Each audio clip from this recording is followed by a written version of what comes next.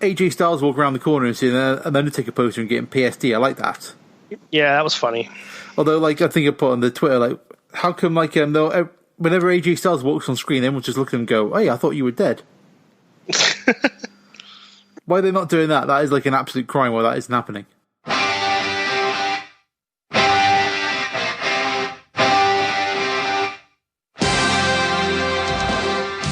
Welcome to the Conquistabores.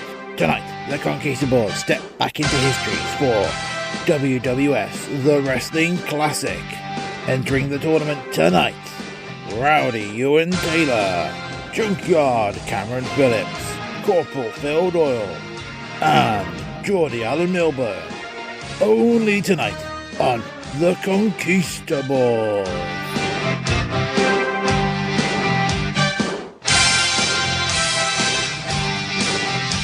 I want to say on the other side of the new Wednesday Night Wars, I do feel brave of AEW running a pay-per-view event during this, and quite a stacked one as well.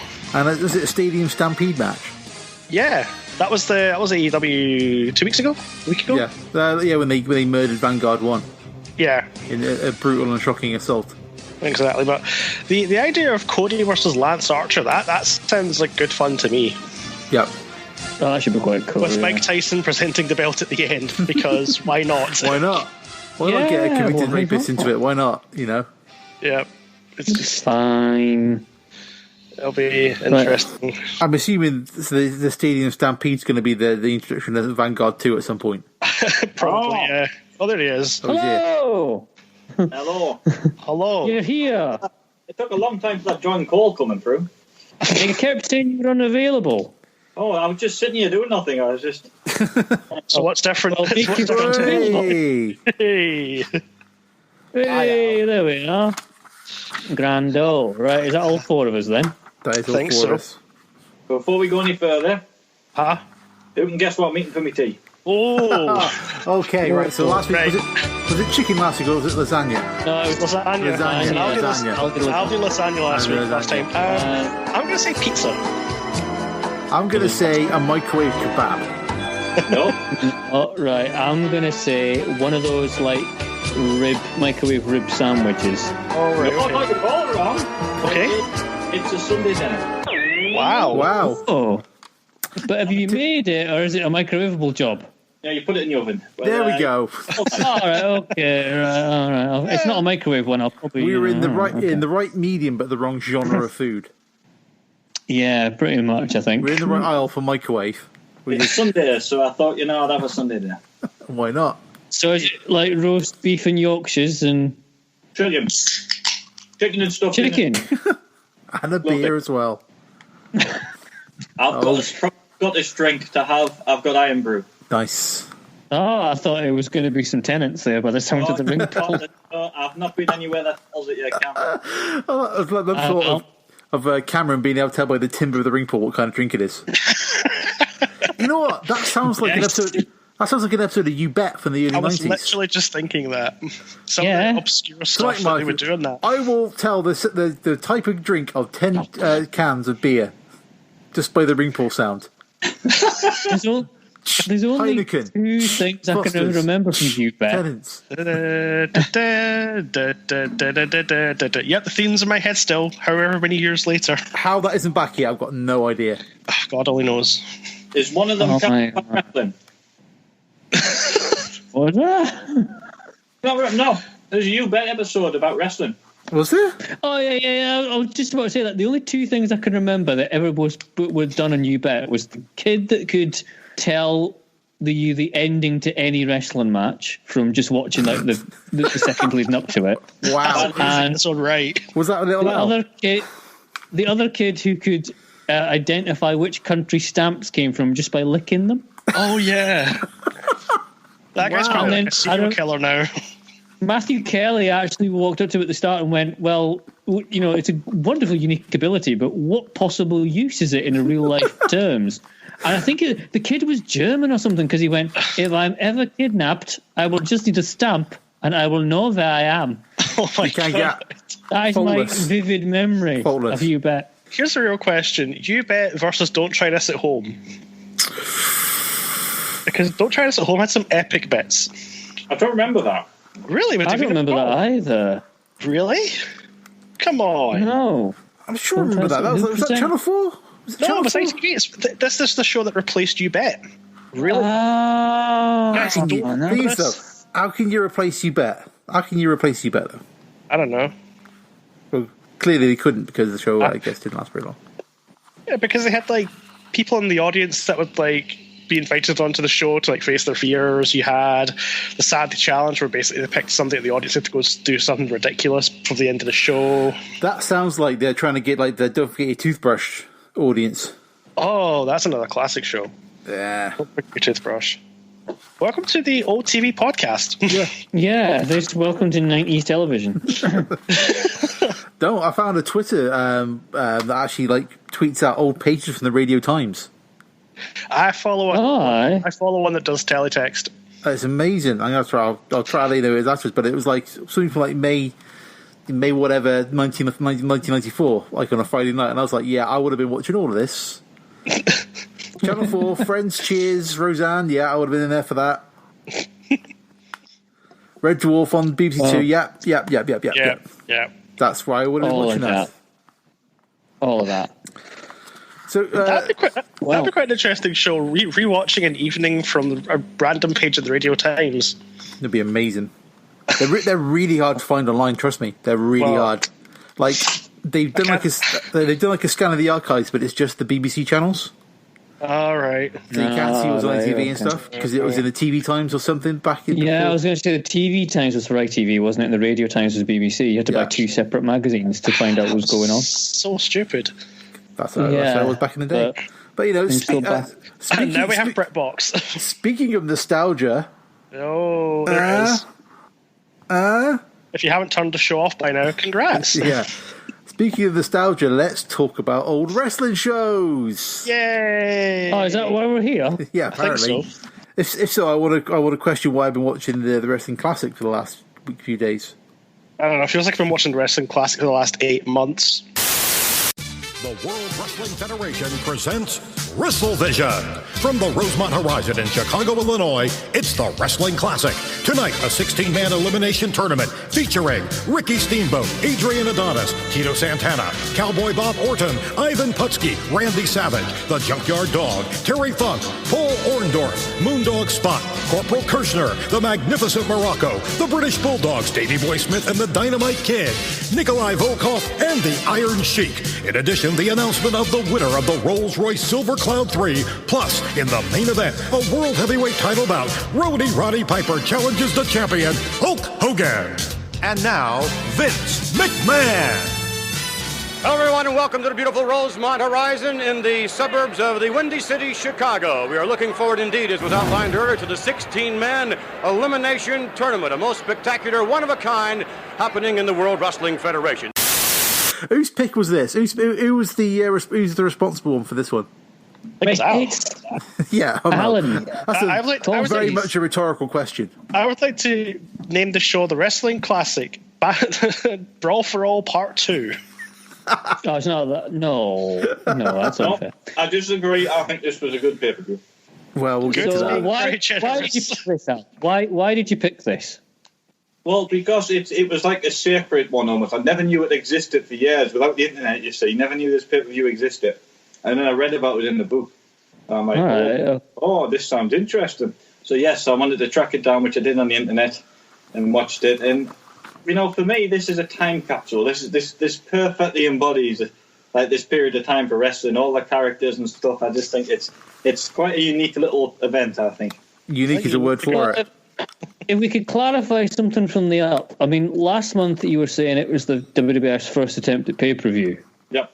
But this is after WrestleMania 1. WrestleMania 1 wasn't a pay-per-view. Correct. Oh, right. Is that I think right? it was That's how we I think if you want to be pedantic, it was like sold as a pay-per-view in some markets, but not like in America. It was close circuit. Yeah. Can I also point out, by the way, and we'll get to it when the time comes, but I was able to give Al a YouTube clip of something he never knew existed as a result of this show. Wow. That I can't wait to hear about. Yep. You didn't buy it, though. No, but we'll go into that later. Yeah. We'll go into that later. Yeah, you and me. Because you and me had a conversation about this. And I was like, do you not know this even existed? And it was just like, I had to send you the YouTube link. Anyway. I think I might know what the bit is, but I guess we'll get there when we get there. You will hang fire until now, yeah. So it's the Wrestling Classic. We're at the Rosemont Coliseum? Horizon. Horizon, yeah. What an intro, though. What an intro. Oh, wow, yeah. That's intro. It's got the old logo, graphics. Oh, my goodness. It's live on WrestleVision, whatever the hell that was. WrestleVision? What? Why isn't that still a thing? I have no It idea. maybe is. Why isn't this podcast called WrestleVision? You have to have it installed, because then it would be like too close to Chucklevision in the Steam tube. Surely. We're WrestleVision. That's what the guys are doing now. Isn't that that's how, like- Network. isn't that how one of the Chuckle Brothers died taking a 619 and his neck just snapped? Or is that... No, that's a luchador. That's a luchador, isn't it? So I got confused. Sorry. Already I got decrying confused. the good name of the Chuckle Brothers. I got confused between the Chuckle Brothers and a luchador. Sorry. My own mistake. As you do. Yeah, as you do. So, yeah. Barry Chuckle taking a 619. That would have been amazing. Could you picture it? Can someone please make a Photoshop of that? For the love of God, please make that happen for me. He just trips onto the rope with Paul Chuckle on the ropes going, no! Not to me. Both wearing like singlets, like Big Daddy singlets. Oh my God. Dear God. We've not even got to the first match that shows off the rails. I can do a Pretty much, Photoshop yeah. WrestleVision with the Chuckle Brothers. I can do that. I can know that. Chuckle Brothers. I've written that down. Put that down for the edit. I remember that, yeah. Chuckle Brothers. Oh boy, oh boy. Now, I do like the fact that the whole idea of the Wrestling Classic is this is a one-night tournament, and the winner doesn't get a title, the winner doesn't get a number one contention or anything. The winner wins a car. No, the winner didn't. Oh, No, there's no title shot on the line, they just win a car. they don't win the car. The public win the car. Yeah. It's a member of the audience who go, it's like a sweepstakes person gets the car. Right, yeah. They just get like I the gotta honour of admit- winning the Wrestling Classic. I had in my notes here as well, the winner got a Rolls Royce Silver Cloud 3. I didn't write them down. I too, Ewan, fell into that trap. I was under that impression that the wrestler But I got think as the well. problem is, like, they spent all their sweet, money man. on the Rolls Royce, so which means that their graphics for the draw is like a big load of sheets of paper stuck to a wall Oh, I with love some passport photos stuck on there. This is the greatest ghetto setup I think I've ever seen. And it's off to one side, so you can't really see it. Lord Yeah. Alfred Hayes stood there awkwardly with Susan, who's just there with a We're pointer. going to get to Lord Alfred Hayes being a bit awkward later on. Oh boy. So that's the first people you see is Vince, Lord Alfred Hayes, and Susan stood next to what looked like a really bad PowerPoint slide nailed to a wall with some random pictures of wrestlers all over it. With me at this moment, my colleague, indeed, Lord Alfred Hayes, along with Susan Waitkus. And here we have this extraordinary tournament lineup. The drawing was held this afternoon, and a most interesting one indeed it was. And Mean Gene Okerlund was on hand. And I would suspect that the conditioning of these athletes, Lord Alfred Hayes, is really going to be tested here tonight as never before. Well, we know that the wrestlers are the finest conditioned athletes in the world. But this is going to be a magnificent test for them. You can take the decathlon, you can take the marathon, the triathlon, roll them all into one, and they're still going to need more endurance than that. This is the ultimate test, not only of courage, not only of physical endurance, but of mental test also. right, And then. to win it, that's what they're going to have to do. It's what you needed. It's all you need. It's simplicity in itself. You just need some Simplicity itself. A4 sheets quickly printed and whacked on a wall. Yeah, with like say with Susan pointing and getting in the way of the cameras most of the time. Well, indeed. But here's a young-looking Vince McMahon. We've got Lord Alfred Hayes as well. Oh, Yeah. Lord Alfred. Isn't it good to see Lord Alfred Hayes again? It is until his hands start wandering, but we'll get to that later. Yeah, we'll get to that a little bit later. Good evening. I am Lord Alfred Hayes. There is some gigantic melons you have, madam. Let me have a few. He was always good. I always liked Yeah, his that's what the voice, women said afterwards. But have you witnessed this entire show, Al? Yeah, of course I have. This is a show that has made. This is a show that has made me somewhat. My opinion of Lord Alfred Hayes has gone somewhat downhill. We're jumping the gun. We've already got to the end when they give away the car. All we need to do now is say the credits roll, and we can say, right, that's it. Done. Podcast done. Yeah. Fantastic. No. Second last place and move on. Let's stop from the beginning. Back to the beginning. Yeah, let's see the highlights of the draw with some dudes in a bowl. Oh God. As we said earlier, the luck of the draw took place earlier this afternoon. Here are some of the highlights of the drawing out of the fishbowl. Gentlemen, if you'll witness, go ahead, Rick Steamboat. Okay, here goes draw the your first opponent. one. Here we go. Davy Boy Smith. Wow, he's a fine young man. He's a good man, too. It's going to be a tough interesting. match. It's going to be interesting. All right, Elizabeth, if you do the drawing for the Macho Man, Randy Savage. Get a good draw now. Do the thing. Okay. The name... That's Ivan Putski. Ivan What kind Putski. of a draw is that? That ain't no good. Get out of here right now. You messed that up, too, didn't you? Well, as these gentlemen witness, Mr. Fuji, you can go ahead and make your drawing now for your man, the magnificent Morocco. Who's his opponent? Tito Santana. Oh. You in big trouble, boy, son. Can't believe that. This maybe missed WCW's Tombola wheel. You see, I don't know. Are you just doing this to piss me off, or do you deliberately not get the dynamics and stuff? It's the old-fashioned storytelling and classic things. Al. Can I be the first person to say this to you? This show was shit. I'm sorry. No, I was not. I am not having it. I'm not. You can not have it all you want, but I'm just... gang up on me. Oh, here we go. Right, I'm not having all you people gang up on me. Remember, I won the Bushwhackers. That was your one victory. No. You see, this show is how proper wrestling should be done. Is it? Well, not wrestling. Sports entertainment. This show. Sports entertainment should be done. Is it anyway? My highlights for the beginning bit is they're surprised Jack Tunney's there, even though he's the president that should be there, surely. Did you watch Raw in the Attitude Era? Yes. There you go. 15 3-minute matches. What's the difference? Everyone raves about that. Yeah, because that was a weekly television show. This wasn't the greatest thing ever, as Vince. The ultimate test, I believe, as it's referred to. It was the ultimate test of stamina. Yeah, it was the ultimate test of how will I get through the show without breaking my TV. Yeah. You see, I don't even know what was it to be offended for this show. We'll get to it. Well, every match was so short that you couldn't complain about it. Yeah, only got 1 point in the opening run up to this. During the actual draw, you have people walking up to like the kind of the tombola thing, picking out names of who they're going to fight. But who decided who got to draw? Because obviously that means that only half the field can draw. Oh, they had a draw. They had a draw for that.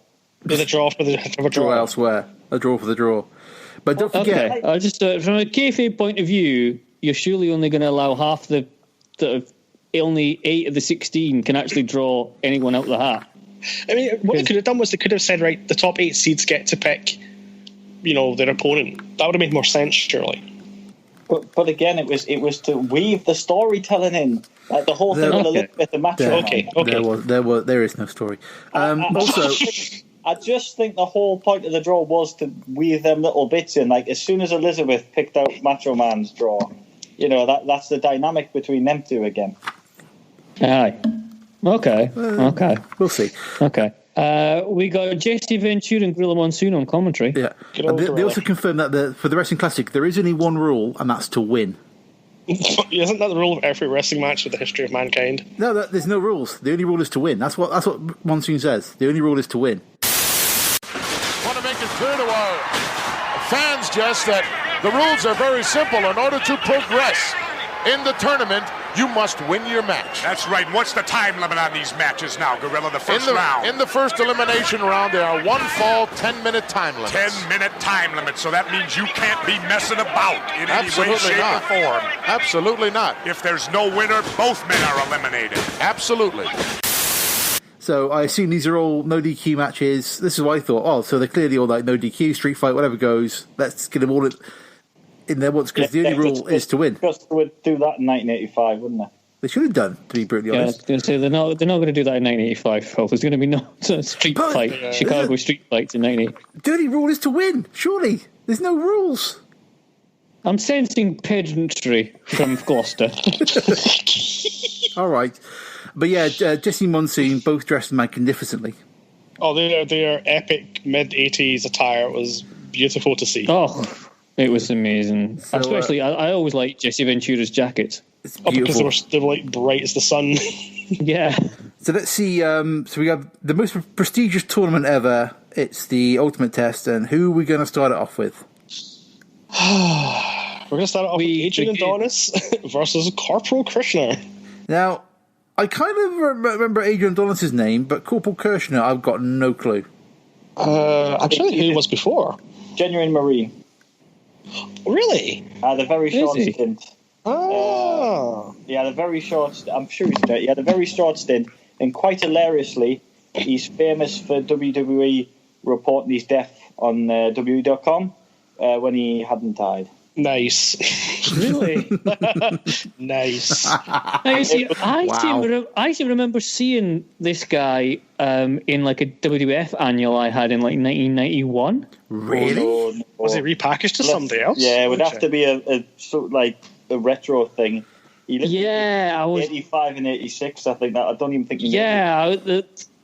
I was like, I'd remember the picture of the guy, unless they were doing like, people who had a few matches and then flopped and disappeared, section in it, or something like that. Very possibly. Anyway. I just learned something, actually. He was pretty much Sergeant Slaughter's kind of replacement because Sergeant Slaughter had a fallen out over a toy contract. So was this the G.I. Joe thing? Yeah. So I think when Vince loses somebody, like when he lost Hogan, let's just repackage somebody else. Luger, you'll do. You'll be the new Hogan. Yeah. Is that why Kirshner used a brass band on the way to the ring then? Well, Corporal Kirshner used the Marine theme. Yeah. I can't sing it, but that's what he used. So yes, it was similar, jolly jazzy music. Yeah. I mean, the crowd give him a decent. They pop for him. He does WrestleMania 2 as well. That's his other pay-per-view. All right. So this match, as I alluded to earlier on, a lot of these matches did not go very long, but this one, the first thing I wrote down here is the ring sounds odd. It sounds so loose. Lucky for me, he's on the opposite side of the ring. Adrian now, look at that beautiful suplex. Well executed.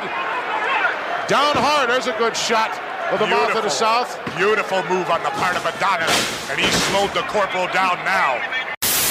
That's what I read about the unique atmosphere. This is kind of a transitional period where they come into the more like sets you used to, the more flashier rings. Did anyone notice the ring steps? Yes, I did see that. They've got these weird ring steps, this weird ring. It's not quite suitable quite yet for pay-per-view. I think, again, it makes the event quite unique. It's not quite what we would expect from a pay-per-view going forward. And you get all the refs are like wearing different clothes. Like there's some guys with like the traditional, bow-tied refs, like Dave Hebner's doing some matches, and there's other guys wearing like blue shorts, blue trousers and some kind of shirts. See, I wonder if this is Vince perhaps pulling in refs from other territories at the time. No, possibly. I had to go through the lost property and find some dragon bottoms. To do it. Do you want a summary of this match then? Sure. Well, it's like they confirm like these opening matches, like the opening, they've got like a 10-minute time limit. So you've got to be quick. So they launch straight into a headlock. Well, yeah, it is a bit Rest Holy City, this match, isn't it? I mean, Adonis is a bit beefy, but surely he's got a bit more go to him than that. Well, I think what you've got to remember is he's probably pacing himself up for the rest of the match. That's true. Strategy.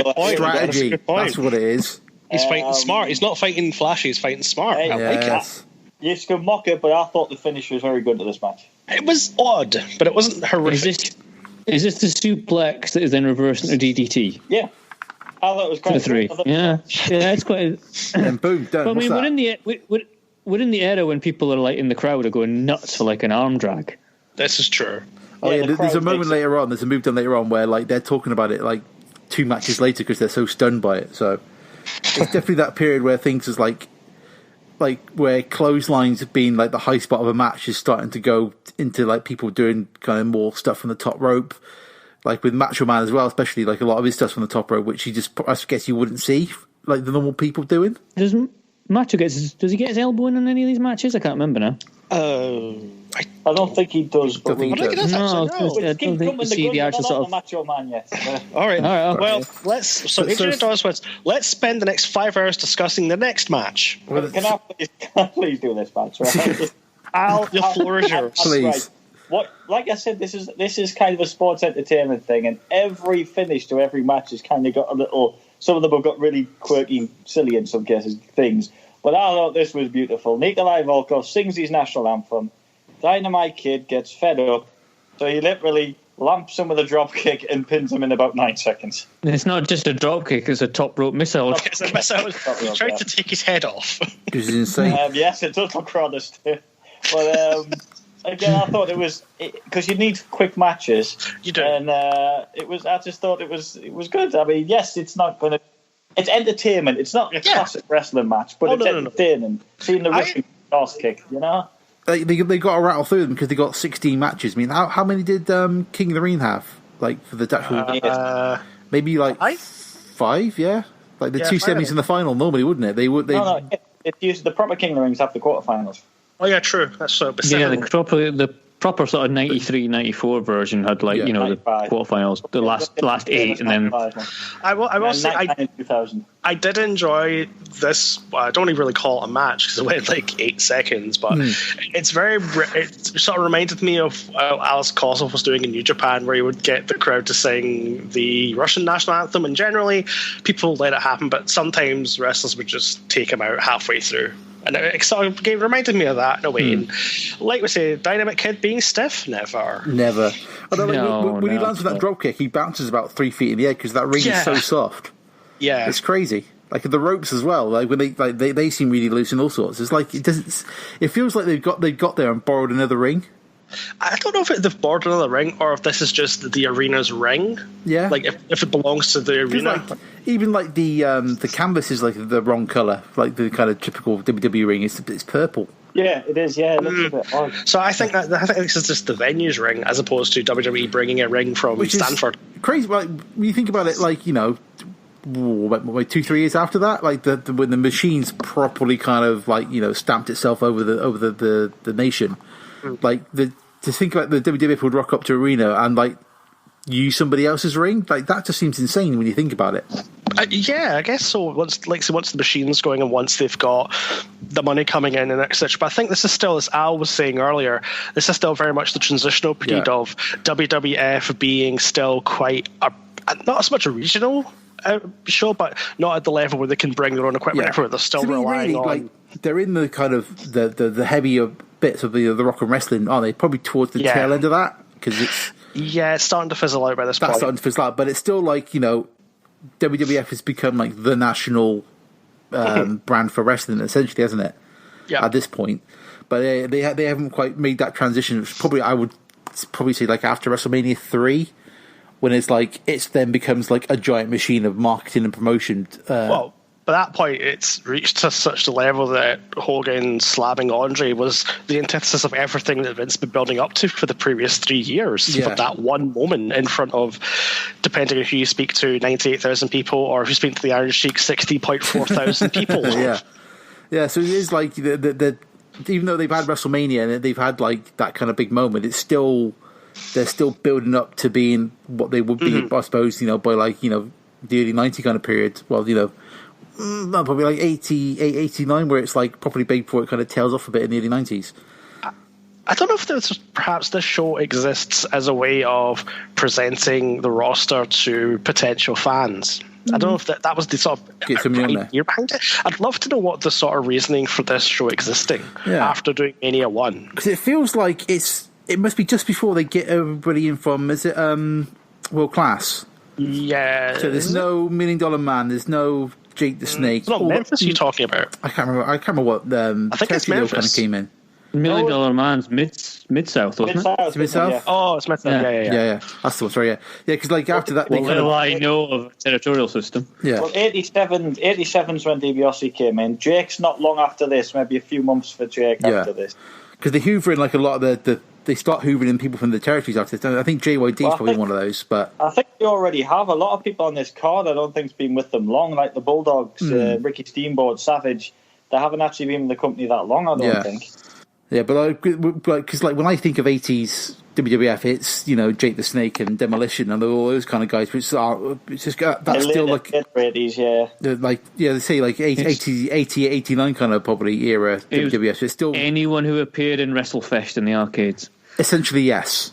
We'll just call it that. Yeah. So, the next match, Macho Man versus Ivan Putski. I guess Putski's like a WWF holdover. Yeah, well, yes, it's like a two-generation thing. It's like the old guy who's died out versus the guy who's very much on the up. I mean, Putski looks great, though, to be fair to him. Yeah. I mean, it was so great that Ventura managed to screw his name up more than once by calling out Ivan Putski. I know, I love that. It's proper Jesse, that, isn't it? Probably proper Jesse Ventura, just refusing to pronounce the guy's name right. And Monsoon getting annoyed. Pretty much. Well, they kind of do this weird story angle, don't they, where that's like his man, isn't it? Macho Man's kind of his man. His pal, he's coaching him and all sorts, isn't he? Yeah. But the finish is good old heel cheating, scoops the legs and 2 feet on the rope. Not just on the rope, he's on like the middle turnbuckle. It's ridiculous. After an eye gouge as well. Yeah. 3 minutes that one went. That's it was epic. Wow. The next match, and then Macho belts on down the aisle too. Yeah, he's done. He's off to as soon as he's pinned down.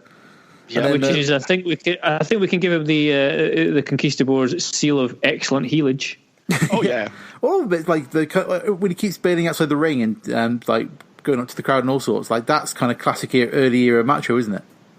Oh yeah. Him just like hopping out, going through the ropes, moving Liz from corner to corner, post back in, back out again. It's brilliant.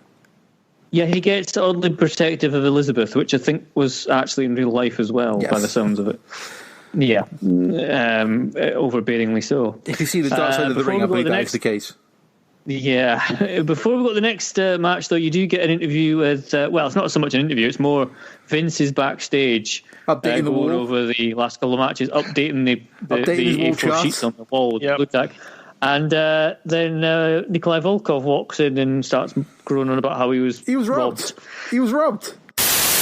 And now the Macho Man advances, and I suspect we're going to have more surprises as time goes on. Oh, I'm sure we are. Let me tell you something, man. Right here on the front of 20,000 people and 2 million people on American television, I was robbed. That's why I call American justice. And people love it. They don't expect me singing my Russian national anthem, but when I was robbed, they love it. What do you mean you I bet you love it. What do you mean I was robbed? I didn't even take my shirt off. The bell never ring, and then we go 1, 2, 3. What do you mean I was wrong? Mr. Volkov, I guess maybe Dynamite Kid was laying for you. Maybe you sang that Russian national anthem just one time too many. McMahon, I was saying in Russia, who last laugh, he laughs the best, and I've not finished my laughing yet. It's just come to me, like, the thing on the wall. It reminds me when you used to get, like, in at the start of football season, you used to get, like, the wall chart for the Premier League or whatever. Oh, my God. And what, the wee cardboard shirts? Used to put the league ladders. Yeah, used to get them in shoot match. Put it on the wall and kind of move up and down and stuff. Because, like, they've got this. Because they got all the kind of lines there, but they don't move the photos. They got more photos for each round. It's ridiculous. It's like they knew. There's some for office tech having to like copy these pictures as quickly as they can backstage. Yeah. Oh, he won! Quick, get a photocopy off on the wall, quick. So we got the next match, which is Steamboat versus Davey Boy Smith, which I thought when I saw the first round draw, this was going to be the one. Yeah, it looks like woofed. If you look at the names alone, you would think so, but in reality, it was. No, this one's good. Yeah, it's good. The ending's a bit bad. meh. The ending's a bit meh, but the action beforehand, I mean, unlike the other matches, they didn't like start with the lockup; they just went straight into it. Yeah, but they're both faces, which is quite interesting. Yep. It kind of gives it more legitimacy, I guess. Like anyone can fight anyone. Yeah. But no, I agree. I thought the two of them did well. I mean, both for the Davey's not long in the WF, but as you know, he's a good wrestler, so Steamboat. So yeah, this is the sort of match that you wish maybe got 10-15 minutes. Mm-hmm. No, yeah, I was like, I could have watched this a lot more. They had this gone the full 10 or something like that. That would have been awesome. Did like a match like this ever happen again? I don't know. I'd be surprised. I'd have to look. Because I mean, like by the time because the Bulldogs like obviously sticks mainly the tag team division, and then they come back, and then I think by that point Steamboat's gone again, has he? I can't remember my timeline for those two. Yeah. Steamboat comes back in 91 and Bulldog comes back in 90. And they do team up. They actually team up at SummerSlam 91. They're on the same team, but they don't fight each other. Yeah, and also Steamer's not a good nickname for Steamboat. No, I agree. I don't think... that's unfortunate. I like, again, the finish. They're trying... I think you're right. Sometimes you're right, and this might be more of an introduction for people for wrestling, because, again, a bizarre finish and another alternate finish. I guess with the two baby faces, they're trying to think of a way, but basically Davey Boy straddles himself on the top rope, and the referee deems him too injured to continue. So which is it's a strange finish if I ever saw one. Yeah, because he just crotches himself. It's not even out to the floor, which is bare concrete or anything like that. It's just, but your man Steamboat's all protected and worried about Davey Boy and all that. So it protects both of them. You've got to keep them both faces at the end, you see. Again, it's the way they try to work things back in kayfabe days. Even still, if you want to protect both baby faces, the sort of obvious clue surely is don't book them against each other. Well, because then but they want it to kind of make the tournament a bit more seem legit. Yeah, because people then, to be fair, there's lots of the King of the Rings that didn't bother, and it's always face against heel for quite a lot of them. That's true, yeah. But you get but the problem is if you go too random, you keep it properly random, you get the lethal lottery where it's oh Jesus, pairings to make no sense whatsoever. I'll throw in there. The King of the Ring was a few months before this, the first King of the Ring in '85. The final was Don Morocco versus what heel? Bear in mind, Don Morocco's a heel. Wasn't it? Wasn't that Junkyard Dog? No, heel. Oh, heel, sorry. I don't know. God. It's random. The final of your first King of the Ring was Don Morocco versus the Iron Sheik. Sheik? Wow. What? Talk about right, yep. When did, oh, God, I think back to his name. The one, Flair and, at the first arcade. Harley Race? Harley Race, yeah. When did Harley Race win King of the Ring then? Next year, '86. Okay. Because I think when I first heard first became word Harley Race, he was King Harley Race. Obviously, then it was King Haku, wasn't it? If I remember my lineage correctly. No, King Haku's King Haku's after now. King Haku's 89. 89. He was king before him then. There wasn't one. I just forgot about it. Even though Don Morocco was king, this is the way Don Morocco was King of the Ring. You don't mention the big deal. Next year, Harley Race gets a crown and everything. He's King of the Ring. Year after, Macho Man wins. Nope, nothing. Harley Race is still the king.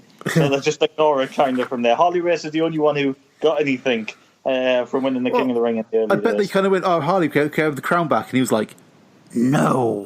Well, Haku had to beat him for the crown. I think we cover it in Royal Rumble 89. That'll be a thing. So the next bit we have is Mean Gene with Junkyard Dog.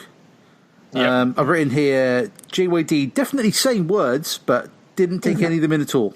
I need to get my Dusty Rose dictionary out for this one. Who's the guy in King of the Hill that you couldn't understand? Was it Boomhar? Boomhar, yeah. And he's just like, yeah, bro, you going to get banged, but I don't know what to tell him. Damn. Even Gene doesn't listen to him at the end. It's good, Mean Gene, because when the people get behind you, it gives you that endurance, it gives you that frustration. And, once I get out there and I hear them screaming and holler, they have to give me that drive, Mean Gene. Right now, I got to get myself ready for this match, baby. All right, I thank you very much. Junkyard Dog to square off against the Iron Sheik as part of the Gigantic Wrestling Classic. 16 men in an elimination tournament. I could vaguely make out, I'm here thanks to the man above. And congratulations to the Chicago. Yeah. That's a very Iron Sheik promo for a hard button. Completely without passion, completely without any kind of just like, let's have a match, let's have a match. So we've now got the Iron Sheik versus Junkyard Dog. This is literally the fastest I've ever seen the Iron Sheik move. He was a bit more buff in these days. Just a bit, yes. He was definitely on the medicine, I think, during these days. Well, I've just got here, Sheik attacks straight off, choking with his cape. See, there are no rules. Junkyard Dog, and I put it down here, junks up. What does he's Sarong or something? Monsoon calls it on commentary, doesn't he? Somewhere, yeah. The dog then misses a headbutt, gets locked in. I put here the accolade, but It's not. Camel clutch. Which JYD escapes by just kind of falling out of it. Yeah, it's very sloppy by Iron. I do think that is a very sloppy spot. I'm going to give you that one. Surely the minute JYD went limp, the ref should have called for the bell. This is a risky strategy. But there's no rules. So you can't do a submission? I don't know. Pedantry from Gloucester speaks. I'm just repeating what Gorilla Monsoon said. He said there's only one rule is to win. No, he's just... come on. That's what he said. I'm going to put the audio clip in again right now. The rules are very simple. In order to progress in the tournament, you must win your match. I bet you will. I will. Many times. I will. This clip will be played many times during this entire podcast. And at the end of the episode as well. Probably. Don't you worry about that, sir. No, I'm not. Good. Back the show to so far. It is a bit, yeah. Junkyard Dog pins Sheik after Sheik just argues with the referee. Yeah, pretty much. JYD gets up just like nuts him essentially. It was a very Glasgow finish. It feels like a Survivor Series, like in the Survivor Series where like clotheslines can finish people because they got to get through the match quick. I guess. Well, that's pretty much JYD's finisher, mind you. Well, yeah, that's true. Fair. Yeah, to be fair. But the Sheik seems to have fell an awful long way, hasn't he? You know, like. Is it a year ago he was champion? Stuff, you know, and he's kind of getting jobbed out a bit, I feel. Well, I think this was probably him coming to the end of his sort of hot period. Remember what? 2 years off his arrest, his cocaine bust? Yeah. With Duggan? It's about that, isn't it? With Jim Duggan. Yep, his infamous journey with Duggan. Traveling with his American-hated partner, opponent, you know, it's not very good. Not very good. Anyway, Terry Funk promo. Yay! I love Terry Funk. So do I. What I love is Mean Gene's face. You can't even bear to be near him because he stinks so much. just Terry Funk just shouting and spitting, his tobacco flying everywhere. Mean Gene's just like, oh my god. He gobs tobacco towards the lens of the camera. And it's dribbling down. It was so good. So it was this is Moondog Spot versus Terry Funk, and straight from the off, Funk. Sorry, yeah. I think the missing link was originally the wrestler. I had that wrote down. I'm sorry if I got it wrong. Okay. The Moondog was, and I must admit again, it's silly wrestling, but I enjoyed this little spot. I quite enjoyed it as well. To be honest, it was very. It was a good way of like getting a heel over as a heel, but then making him look stupid. Yeah, exactly. Two heels battling each other essentially. But he's not really like stupid. He just like kind of just. Terry Funk just tries to take advantage of a situation and it just backfires completely. Yeah. Well, he convinces Spot that that they don't want to fight and they should just go backstage and have a drink or whatever. Even though that would eliminate them both from the contest. No, they're too good. They're just too good of friends for that sort of thing. So they go backstage and Terry Funk hammers him from behind and tries to get back in the ring. But Spot drags him back out and the ref's got the count going. Even though neither of them are in the ring, he still just starts his count. Why not? Referee's given up at this point. Referee's got no rules either. Terry Funk backdrops Spot back into the ring on the count of 9. Yeah, so his plan totally backfired. Makes no sense. But I say, because they do say like if it's a draw, you're both eliminated from the contest. So why does Funk not want to? Sorry, he does. Well, I know his plan is, but he wants an easy win. So he thinks Thick Moondog will just fall for him. He'll knock him out, run back in the ring, and he's through. That's his whole point. But that's a plan. Yeah, it is a plan. Isn't as thick as Terry Funk thinks. Is this where like Jimmy Hart is just jumping up and down like a really angry toddler who skinned a tiger? Yes, Tony the Tiger just going mental in the ring because he's so angry. Next, we've got the former Intercontinental Champion against the current Intercontinental. Exactly, and the former Don Morocco against Tito Santana. Tito when he was Mexican. Well, this week he's Mexican. I'm going to point out the little promo beforehand. Mean Gene and Morocco backstage with Mr. Fuji. Oh, yes. And I was quite surprised to see Morocco with his own T-shirt. Which, because it's like 85, you know, I think Hulk had his own T-shirt, but I can't imagine anybody else on the card had a T-shirt to sell. Don made the T-shirt himself. It was the only one. Well, I've written down the T-shirt's better than his promo, that's for sure. Well, Don Morocco was never known for being good on the mic. Nope.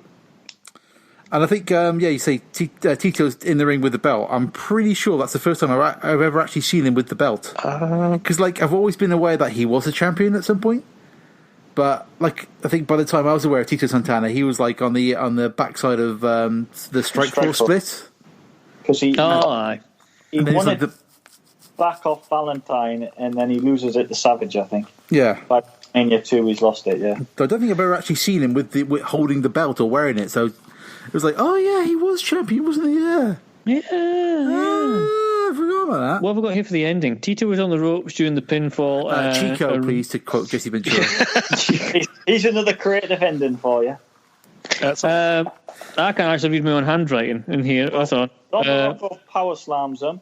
Referee counts 3, and Don Morocco thinks he's won. Yeah. But at the last second, the referee notices Santana's foot on the ropes and doesn't bother telling Morocco the match is over. Santana just small packages him for the win. Oh, yeah. Very, very, very bad referee. It's a really weird finish, isn't it?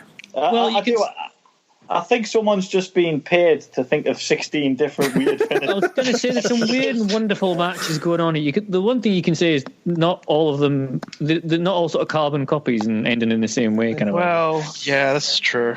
I think it would be difficult to have a carbon copy of this. Possibly. So we get there's a problem with Bobby the Brain. Mm-hmm. Yeah, apparently he hates Paul Orndorff. Yeah. And who can blame him? Yeah, vicious. And we launch straight into Bob Orton versus Paul Orndorff. Mr. Wonderful Paul Orndorff, which I think is one of the sort of best first round matches. This and Steamboat and Bulldog. Yeah, I'd say so. I mean, like, if you're talking about like the most mid 80s of mid 80s WWF matches, surely Cowboy Bob Orton was Paul Orndorff. Like, you can get more mid-80s than that pairing, surely. That's true. The fallout from WrestleMania 1. Cause, I was literally about to say that. They were on the same team. And he hit him with the cast he did at the end there. Is that what made Paul, maybe Mr. Wonderful the face? Yeah, pretty much. Good looks. Because, like, again, like, whenever I think of Paul Orndorff, he's always a heel. Like, I've never actually seen him in the babyface role, I don't think. No, it's not. There's a long run as a babyface, I don't think. No, he turns heel against Hogan again, and then he turns face again. It was a big show before his time. I was literally about to say that. And then obviously Cowboy's got his broken wrist, which Monsoon confirms he's had for 7 or 8 months. Yep. He's a slow healer. This was quite a fun match, and the crowd are going absolutely ballistic. They love some Orndorff, don't they? Yeah. It's just two men have clearly got a problem with each other, as we've already explained, and they just take it out in the ring during this tournament. Did on the network, I guess you had the censored tights? On a sunset flip, and the tights go a little bit low, we get a bit of pixelization there. Yes. Oh, yes. You get a kind of Ric Flair style, yes. Yeah. Yes, a bit too much on show. On the old butox. The buttocks, yes. The lower abdominal muscles, as Monsoon might say. Well, yes. The glutimus maximus area. Mm-hmm. And again, this was another match where clearly when they were mapping it out, they were wanting to protect both guys. So by the end of the match, nobody was lower, nobody was higher, because this match ended in a DQ, of all things. It does, yeah, because Orton whacks Orndorff with a cast. He does indeed. Trusty cast. Yeah. So Orndorff goes through. Orndorff goes through even by though DQ. there are no rules, he gets disqualified. Bobby Heenan had a £50,000 bounty against Paul Orndorff. He did, yeah, didn't he? But no one wants to claim it just yet, but that does come into it a tiny bit later on. But anyway, so is that's our first round complete, I believe. It is, yeah, that's it. That's the last match. That's all 8 matches. For our intermission before the quarterfinals begin, here is Lord Alfred Hayes being a giant creep. I've written down at this point, what the hell is Alfred doing to that woman? He's very, very close. He's about a foot shorter than her, so he's just kind of doing this kind of weird, kind of like schoolboy, kind of like looking up to her. All right, back now with the Special Wrestling Classic Elimination Tournament board, and Alfred and Susan. And Alfred, if we could have your attention now, Alfred. Excuse me, Alfred. If we have your attention for a moment, please. Part of me thinks, do you not think it's a Vince rib? It must be. Because you don't think it would be, hey, Alfred, it would be really, really funny if when the cameras come on, you're trying to give her a hug. And because that was kind of okay back in those days. Because I think what's happening, like, she's, like the lady Susan's got like this kind of frilly dress on, and I think Alfred's like stood to her side. He's got one arm round her, holding her like one arm, and then his other arm is holding her other arm. But because of his height and position, it looks like he's cupping her breast. It pretty much is. Yeah, but I think his hands on like the top, top of her arm, like, you know, like a hug side hug thing. But it looks like he's fondling her. I don't think she was into this hug regardless. I think she was paid to smile, and she's doing the best that she can. She looks exceptionally uncomfortable with the circumstances. Yes. Yeah. There's not much to be proud of in this segment. It's just Alfred looking like a child who's found all the sweets. A royal shellacking. Oh my! Oh, that'd have got him taken off the air. Can you imagine? Thankfully, this load of sports analysis is interrupted by Terry Funk. Yes, Terry Funk saves the day. Alfred's like, I can't believe how Macho Man won that match or something. It's like he had his feet on the rope. Let's take a look at the board now.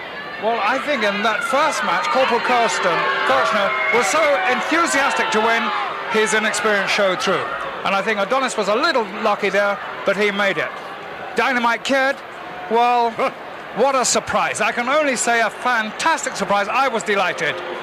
Ivan, Putski and Savage, I thought that Putski should really have won that match. He was the Polish macho man himself. Somehow or other, Savage managed to bring that off. Then this was a fantastic match. Steamboat and Davey Boy Smith, it could have gone either way, quite easily. But Steamboat has a little more experience, and he won then. The rest of them, of course, Junkyard Dog, I think, was a surprise. Definitely Spot. What a surprise there. Was that amazing? Oh, absolutely incredible. Santana and Orndorff as well. Well, I don't think you could have seen a better first round anywhere. But who is going to have that strength and endurance to go through? Alfred, did you not see the match? Foot in the second row. Did you not watching it? He's like, somehow Macho won. He clearly was watching something else. Yeah, tits. Probably. That's what he was watching. That's what he was watching.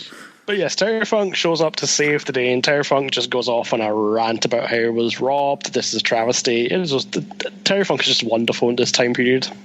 It's a shame he's not used anymore in this entire evening, it would seem. Mm-hmm. Also, I think it must be an old company on the network because they bleep out WWF, don't they? Yeah, it's weird. They do. Even though I'm sure they said it previously, but who knows why? Maybe they're only allowed to say it so many times an hour. It's like AEW, get one shit per hour. Yeah, it's true. So is this quarterfinals?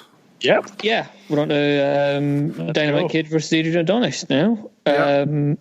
In which Dynamite is quick as anything. You forget how bloody good Dynamite Kid was. Well, it does help he had a 6-second match for his first round.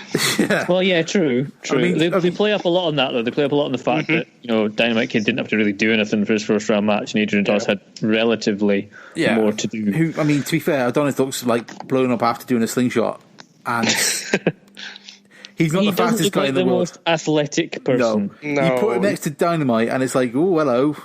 Mm-hmm. You can kind of see, like, Adonis is like the kind of barrel-chested early 80s wrestling, and Dynamite's what wrestling's going to come in, going to be coming. Ironically enough, considering their names. Yeah, that is true. That is true. Jesse Ventura has to go and talk to the Macho Man. Yeah, he realises he's on next, so he has to go and speak to his client. I was wondering that. Do you think he really did, or do you think he just needed a piss? Probably that. I would say he needed a piss. Needed the piss. So Quit, I need to think of something. I'm going to urinate on air. I need to think of a reason to leave this broadcast. That's what Don Callis was doing commentary for New Japan. He would get up before Minoru Suzuki would come out, and it would always be he has to go to the bathroom. That he would just say, I need to go and speak to somebody, or it was literally going for a piss. That was what it was. But I think you're sitting there for that long. I don't blame them being allowed to get up and go. It's like but Jim Ross in his book describes this, because apparently it's like when he's sitting doing like a 3-hour-long pay-per-view, and being the age that Jim Ross is, a few years ago, it's like kind of going. All these sort of like younger commentators often ask JR the advice, kind of going, well, how do you not hold it in, go to the bathroom and hold it in? And he was there, and then apparently Jim Ross' sage advice was just say, wear dark pants, son, wear dark pants. Oh God. Which is like, Wow. I mean, it's the same as Formula One drivers. Formula One drivers piss themselves all the way through the race, apparently. Yeah, I don't know why, though, but I imagine for Jim Ross, it will smell of barbecue sauce. I don't know why. But I just got that smell in my mind now. Whole spin to Hulk Hogan's thing when it comes crashing down and it smells in my pants. I've just had a really big piss.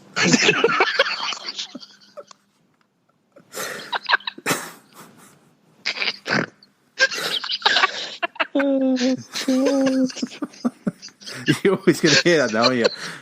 Anyway, I've just had a really big piss.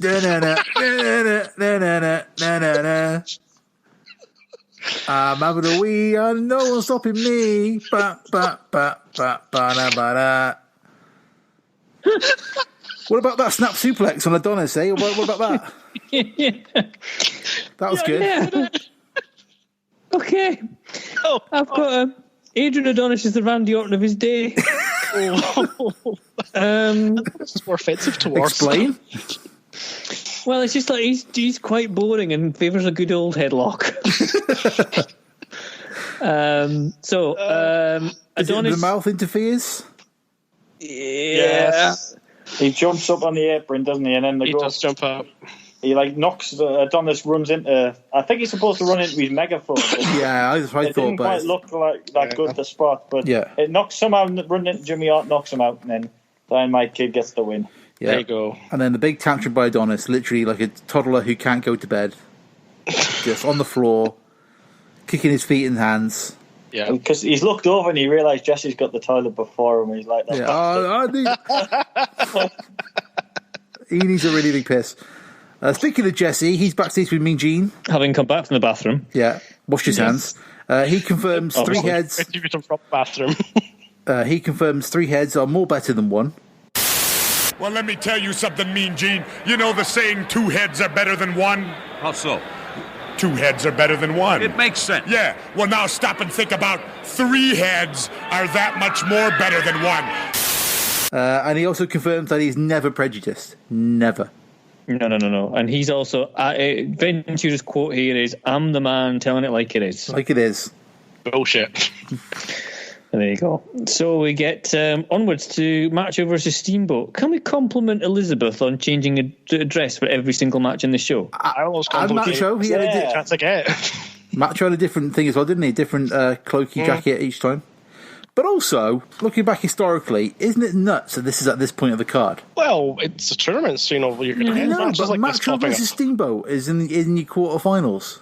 Yeah, but at this point in time, it probably didn't mean that much to people, you know? Yeah, but even so, they're still like 2 big baby, like a big heel, big baby face. This is my problem with, we kind of talked about the King Ring earlier. Like, normally those have some kind of thread through the match, like, Bret Hart in 93 or, whatever. Like, there's some kind of story kind of carrying the pay-per-view through, which I know this is like an early one, so they haven't kind of maybe not got to that kind of point of complexity, but it's just like a load of matches. There's nothing kind of carrying the hook, like, to carry it through. Because, like, you can feel like this would be like you kind of build up to this match as like the kind of finale to the thing. I can see that, yeah. Rather than just throw down the quarterfinals, you know what I mean? Like, it's just like a lot of different people in matches. There's no kind of like, story to kind of bring you through. Again, I think they were trying to do it a bit more legitimately. I suppose that's probably the point. You need a story in the FA Cup every year. You do. There's always like between the Cubs up there. There's the small team that does well, or the kind of the giant killer, or whatever. Who kind of gets through from the small rounds and goes through. You've got the same thing, but it's not a narrative following the way through. Like what's he called? Wayne Bridge wants revenge on John Terry. So batters him with a steel chair. He's got 50,000 bounty on John Terry. You've got to beat X amount of people and hope Man City get through, whoever it was, and then they can have a little match. Right, I'm just imagining Wayne Bridge turning heel coming out managed by Bobby Heenan. John Terry's like, what's he doing with you? You see, what you've got to remember as well, which I don't know if you get it because you criticise the hell out of it, but wrestling was a lot more simpler back then. No, I'll give you that. People were just grateful to see top stars against top stars on telly because, most of all was just jobber matches. So just having 2 guys in the ring, regardless, didn't need a story. Oh, mate, like the crowd are lapping up all this stuff. They're loving the whole thing. I think that's better. You don't need a story to tell a match. You just need two people going out there. Yes, storylines should be used, in wrestling, but when they're overused and every single match needs a storyline, it just. I'm not saying like every match needs a story, but like you could have some threads to pull through to kind of tie the whole thing together on, just being like a load of matches. Because when we get to the end, we'll get to the end. But like this, it doesn't seem to kind of build to anything. Even WrestleMania 1 only had a handful of matches with meaning. The rest of them were just two guys. Exactly. Yeah. That's what they did back then. I guess that was. That was the start of the time, I guess. Would it not be the case though? Regarding this, we're going on the fact that obviously Steamboat and Macho Man are 2 years away from a barnstormer at WrestleMania 3. Yeah. And maybe they haven't quite, in the audience's minds, reached that level where people care about them enough yet. Well, that's fair. The pair of them have only been in months, I think. So. Yeah, exactly. So this is to the people in the crowd. This might be it's a decent match. But it's not like an absolute barns. Well, you're only applying that through retrospect. Yeah, that's probably a fair point. Well, I thought these two give you a little show of what they're capable of. Yeah. It was quite a good little match. Again, more time would be good.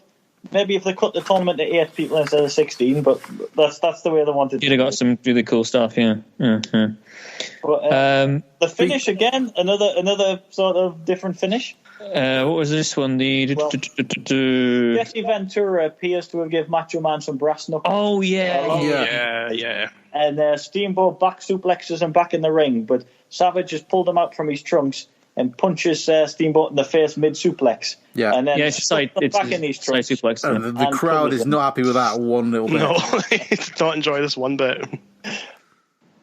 Yeah, you can already see their chemistry, can't you? You can already see like how well they work together and how good, the match they will have in a few years. I genuinely think that Steamboat's one of the most underrated wrestlers.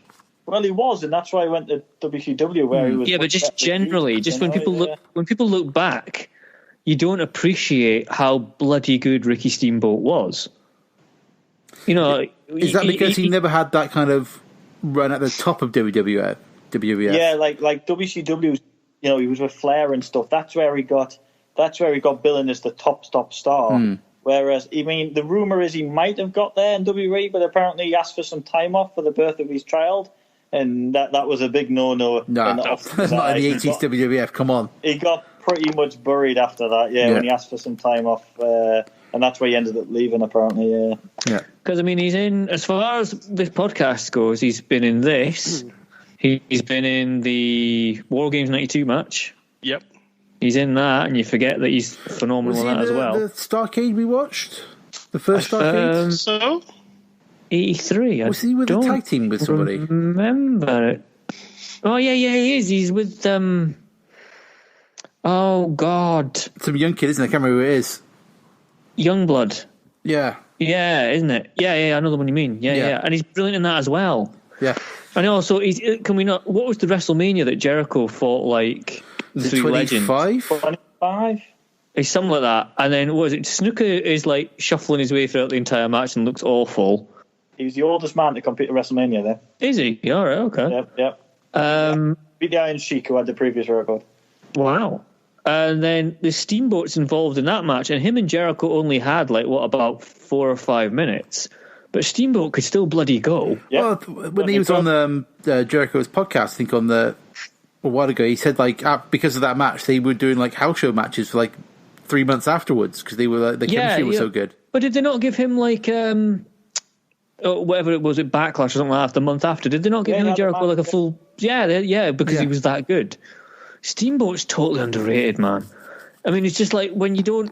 It's not a name that comes up when you think, who's on, the Mount Rushmore of wrestling, and everyone's like, Austin, Rock, Undertaker, Bret Hart, Shawn Michaels. No one ever says Steamboat. It's probably because, we look at those guys, they kind of, lifted up the whole industry to a certain point. Whereas Steamboat was always really good on top of the card, but he wasn't somebody who kind of moved a company up to another level, you know what I mean? True, yeah, he was never really sort of, a bit major. Never pushed as that kind of character, and never kind of they never put the whole thing on him to kind of carry it. So, but they have a cracking match here, and it's a weird finish, but Yeah, but it's great. Please let me do the next match. Go on then. Hang on, before we get to this, we've got Mean Gene with Moondog with probably one of my favourite bits of the night. Yeah. where Moondog's just gnawing on a bone. And then literally they kind of cut to the match, and literally as they kind of fading off, you hear Mean Gene go, like, "What kind of man are you?"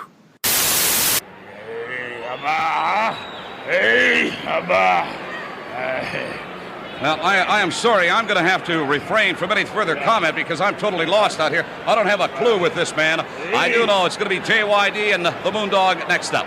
Let's go back to you, Gorilla Monsoon. What in the world? What kind of a man?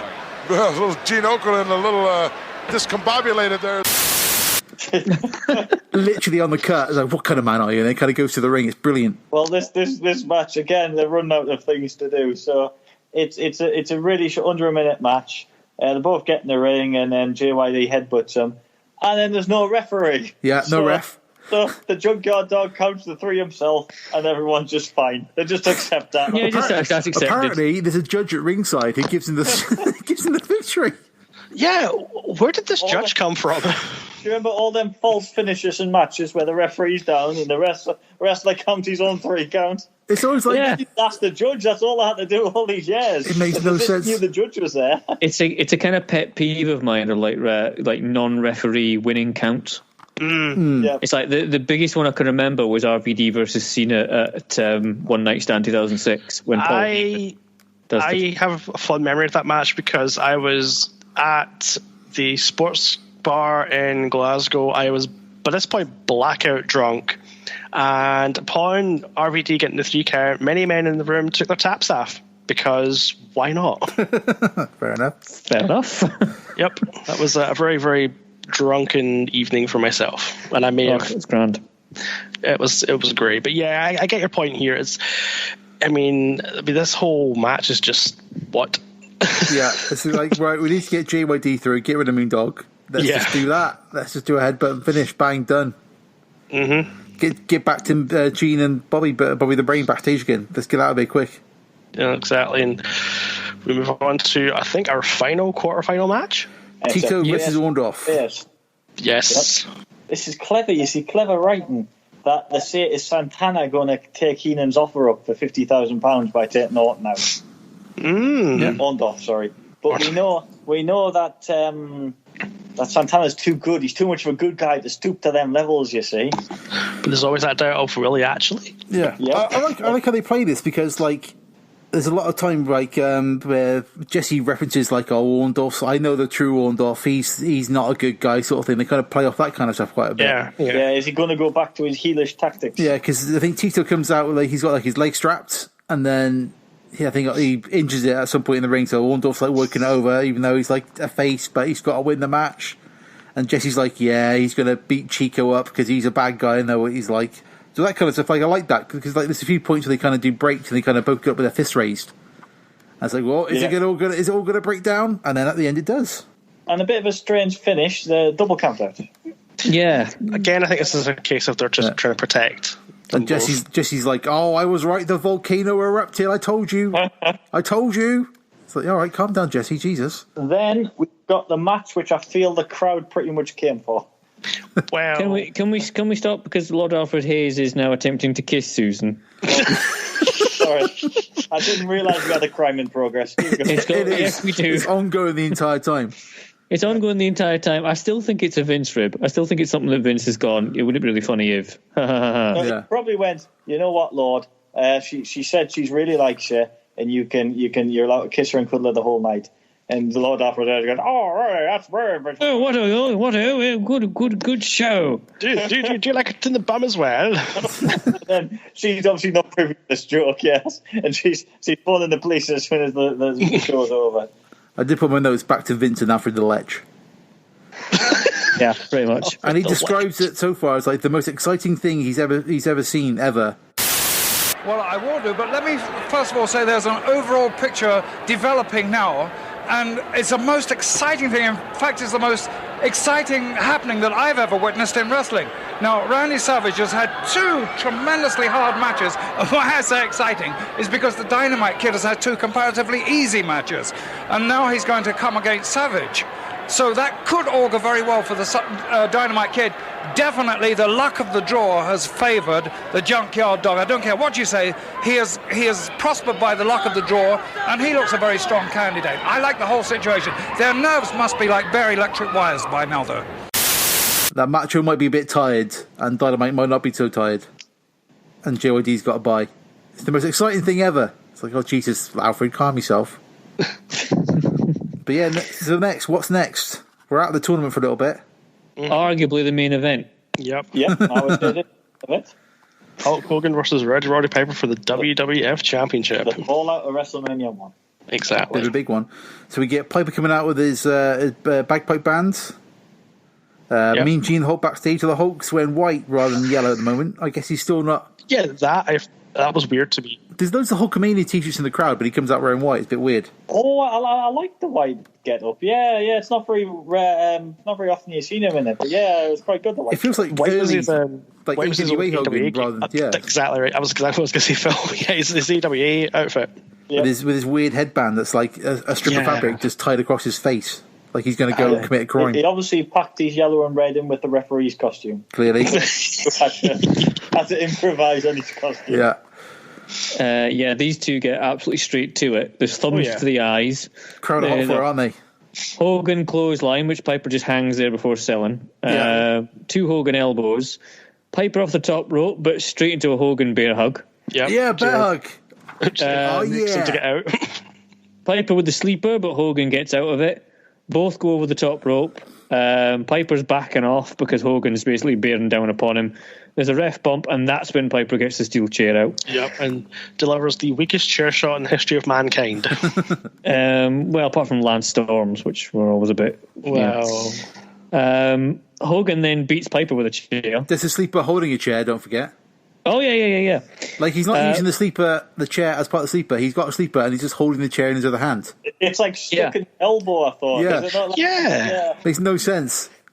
But I think I wrote down, like, you know, when we had the Hulk was in the sleeper and they're going down to 3 count, like imagine if Piper was actually going to win. Oh, God. Like, imagine what that would have been like if Piper had actually won the belt here. What, in that way? Yeah, imagine it's like, because Hogan's never going to go down on a sleeper. Like, it's never going to happen. Well, just fast forward to 1996, watch one of them shows, you'll see Hogan go down to a Piper sleeper. That's fair enough. There you go. You get a wish and a few years time. Imagine if they'd actually put the belt on Piper for a period during this. Well, it's that thing, isn't it? That there's loads of people like maybe could have put the belt on, but they never did. But yeah, you know. Well, they never did. Also, it would have relied on someone else agreeing to be pinned. That would never have happened. And never going to happen. I don't think you can pin Hogan's ego to the ground for 3. Because really, you probably could have stretched this out, like the Piper Hogan feud to WrestleMania 2. So rather than King Kong Bundy, Hogan. It's funny, I thought exactly the same thing. Like, that would have been a much better, even made it a cage match, that would have been a much better main event for WrestleMania 2, I think. Yeah. If they could have stretched it. And then they could have had Mr. T against Bob King Kong Bundy in a boxing match or whatever. I don't know about King Kong Bundy, but yeah. That would have been amazing. Mr. T cutting promos on King Kong Bundy. Bundy, you fool! You ain't no walking condominium. That would have been awesome. That would have been amazing. I would have retroactively paid for that. Yeah, we would have gone back in time until an alternative universe where WrestleMania 2 had a cage match between Piper and Hogan. Is just to get this straight, is Mr. T and Bundy still a boxing match, or what we're doing with that one? Yeah, still a boxing match. You have to make it something different. Because I don't think Mr. T could have gone a full-on one-on-one wrestling match. Even with King Kong Bundy, come on. It'd be like Mr. T versus Butterbean. And the whole joke would have been if Orton's hand would have had to heal. To be in a boxing match, and it would have been the whole thing of like kind of going, oh, is he allowed to have a cast and then a boxing match over the top of it? But you just he paints the cast red, you see. That's how he gets the yeah. So clever. Awesome. You know what? I feel we should have booked WrestleMania 2. I really do. I think. Yeah, we do. What were we like? What? 5 at the time? Yeah. Yeah, that's true. Probably booked it better, let's be honest. I do feel the crowd got a little bit cheated on this one because obviously it's still massive after WrestleMania 1. Oh, yeah, still the biggest feud in the thing, isn't it? A 7-minute title match. I just thought, well, I know you've got all these matches to cram in and everything. Yeah, with a DQ finish as well. Yeah, I thought that was... it was... I understand why they're protecting both men because they want to do the house show circuit and all the rest of it. Yeah. But 7 minutes, I just thought, wasn't really fair on either. Even though I think it might be the longest match of the night, it's not fair on either of them. Oh, is no, it it's not quite. No, it's not. The final is the next one is 9 minutes. But I thought that they should have made a bit more of that. Then, just remind me, is it the semis or is it the Rolls Royce next? It's the semis first, right? Semi. There's only one semi. Mean Gene backstage with JYD. JYD again, he says words, but you can't with no passion at all to them whatsoever. Early prototype of Ahmed Johnson, is he? Shots fired. You know what? That isn't bad, actually, to be fair to him. Because Ahmed was famous for absolutely not, wasn't it? He was absolutely famous for his because the crowd does love JYD, but there's no fire in his promos whatsoever. It's just like some kind of connection he has in the ring to the people. JYD is basically Ahmed Johnson with functioning kidneys. You remember Ahmed Johnson's "You're gone down" promo, don't you? You're gone down. He just sort of bellowed. So I mean, JYD was pretty over at this moment in time. He's popular, but these promos just make no sense. I think he came from Mid-South as well, didn't he? So, I feel like he's one of the kind of not one of the first kind of guys in from different territory, but he's part of that second wave, isn't he? Where they kind of start hoovering people up. Yeah, because I guess Piper and stuff is from the first wave of people being brought in, and then JYD's on the part of the second wave, and the third wave is DiBiase and those guys. What's unusual about this match is usually it's the face that's got to have one extra match. The face has got to go into the final having all the matches. That's true. So yeah. Here is the face gets a rest. Why the heel wrestles his third match of the night? I think they do it just so Jesse Ventura can rant the entire time. It's a bit of a bizarre thing. But anyway, the match is not too bad between Dynamite Kid. Dynamite Kid versus Macho. I mean, you write that down. That's some match of that, isn't it? That's some, couple of guys going at it. Again, for the 5 minutes they got or whatever, it was, they did a good effort. The ending, once again, is a little bit weird, though, because it's a superplex, but Macho gets the pin, even though he's the one that took the move. Well, they kind of half explain it why Dynamite Kid thinks he's won, because I think he delivered the suplex and Dynamite Kid went for a small package, except Savage had a better position, so his shoulder was up when Dynamite Kid's wasn't. But apparently he thinks he's won the match, but it was Savage's. But yes, you're right. Savage takes the brunt of the force, but still seems to have the savvy enough to reverse the hold. And how shocked are Gorilla and Jesse at the move?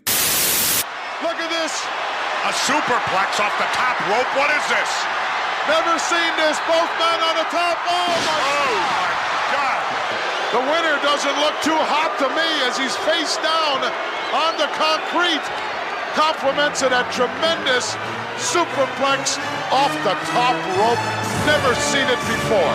Let's go back and take a look at the video replay. It's a beauty. Here you see the Dynamite Kid, unbelievable, standing on the top rope, suplexing Randy Macho Man Savage from the top rope. Wham!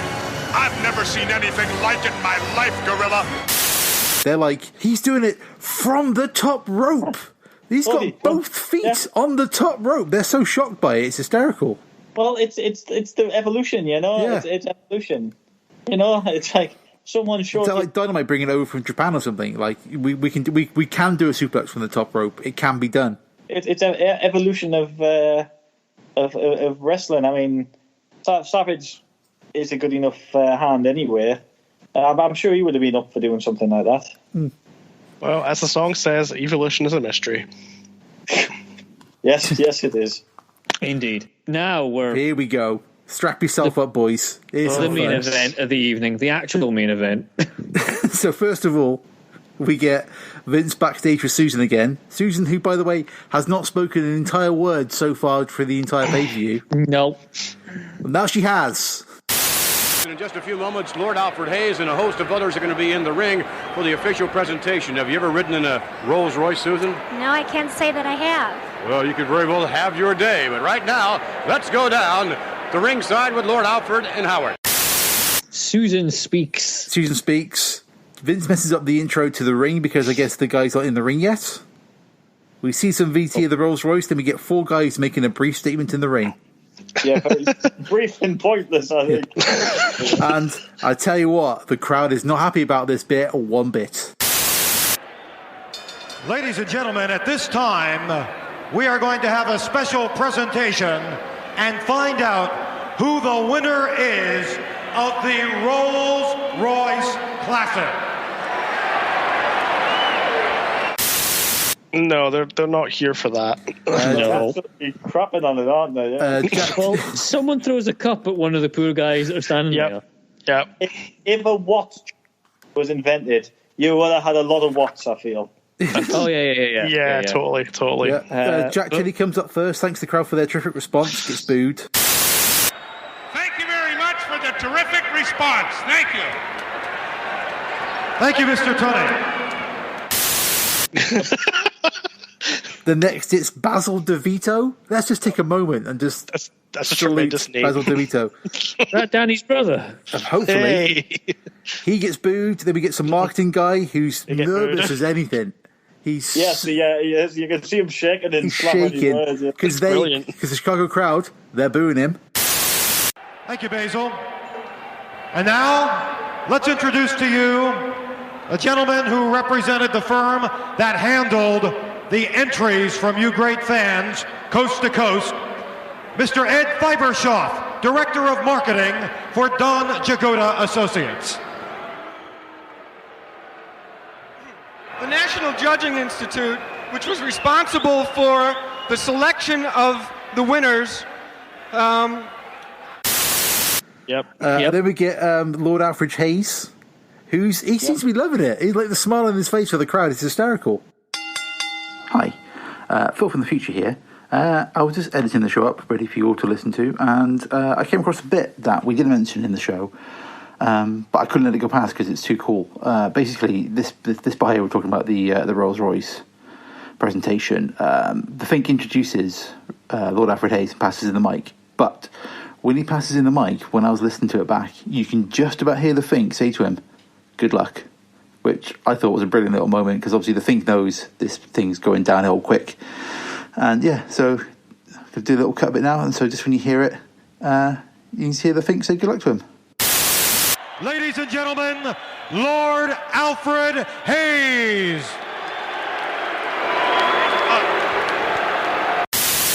See how cool was that? That was really good, wasn't it? I just couldn't let it go, so I just thought I'd drop that in, and we'll get back to the regular show.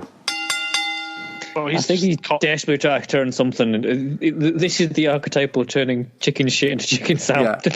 Well, keep going, but there's something I want to ask you about Alfred at the end. But anyway, so they open the envelopes. Yeah, Alfred mentions Chicago, thinking that'll get the crowd to pop. No, it doesn't. Hey, ladies and gentlemen, it's just fantastic to be back here in Chicago because we had hundreds and thousands of responses to the Rolls-Royce winner tournament. He reads the name and he says, let's give him a big Chicago cheer. Gets booed. Now I'm going to ask everybody here, from the old days I remember in the amphitheater, let's give him a real good Chicago cheer. Come on.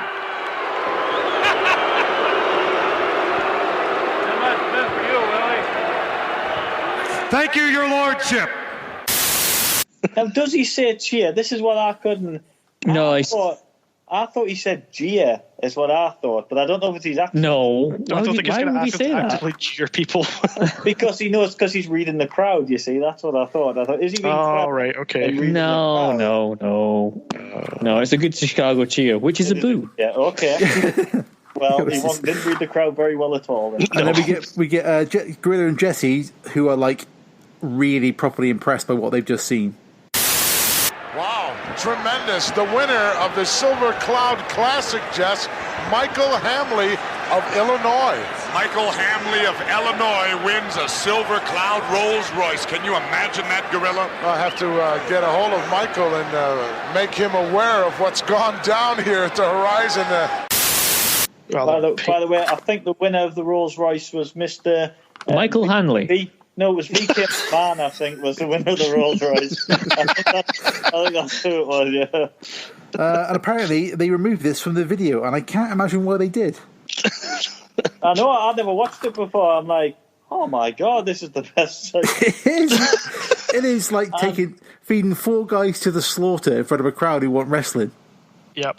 You don't want to see some knobhead that don't know when the Rolls Royce, pretty much. I mean, no, pretty much. Well, you know, I mean, if you can't cheer for Basil DeVito, I mean, what are you going to do? And then, of course, WWE would give a house away for the first In Your House pay-per-view. That's right. And that was Mr. S. McMahon won that one. I think. But what's the person who wasn't actually there in the audience, though? Because I think Alfred points to the crowd like the guys in the arena, but I don't think he actually was there. Yeah, I think Alfred was probably pointing at the light, thinking, is this his time? Yeah. Is this the same technique as Jim Cornette and Guess Who Won the Pony? His stories about that. You've heard those, yeah? Yes, I have. Yeah.